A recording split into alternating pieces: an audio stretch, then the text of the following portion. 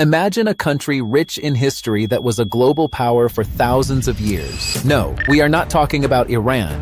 We are talking about Egypt. But what happens when a proud country allows itself to be flooded with cheap foreign imports that undermine its ability to feed its own people? Today, we will discuss how U.S. food aid eroded Egypt's sovereignty and compare Egypt to Iran. After gaining independence in 1956, Egypt under President Nasser struggled under the weight of a growing population and a colonial legacy that had prioritized cotton production. By 1959, the U.S. tried to use food aid to win Nasser over.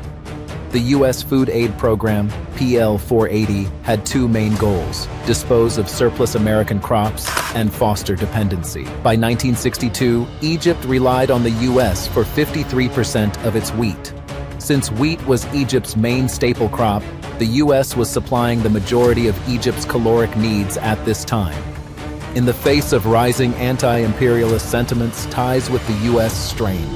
Nasser famously declared in a December 1964 speech that Egyptians would sooner reduce their food intake than submit to Western imperialism. Shortly after, the U.S. cut off food shipments to Egypt. After Nasser's death in 1970, the new leader of Egypt, Anwar Sadat, wanted warmer relations with the West, and the U.S. resumed food aid shipments. Sadat's reforms led to rising corruption, inequality, and a greater reliance on the U.S. Today, over half of the wheat consumed in Egypt is imported. Egypt has become a country with no sovereignty. While Egypt boasts a strong military, it cannot position troops in its territory without Israeli approval. It constantly relies on loans from Western and Gulf countries to keep its economy afloat.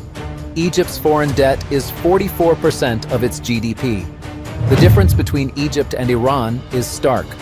Iran only imports 15% of its wheat and is on track for full self-sufficiency by 2035.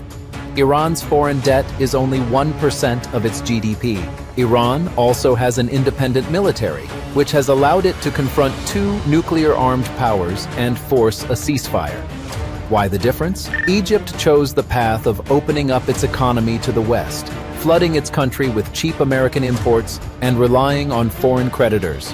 Iran, in contrast, chose the path of nationalizing key industries, supporting local agriculture, and rejecting foreign creditors. The difference between these two countries' strategies for development is shown in how Iran is able to resist while Egypt can only submit.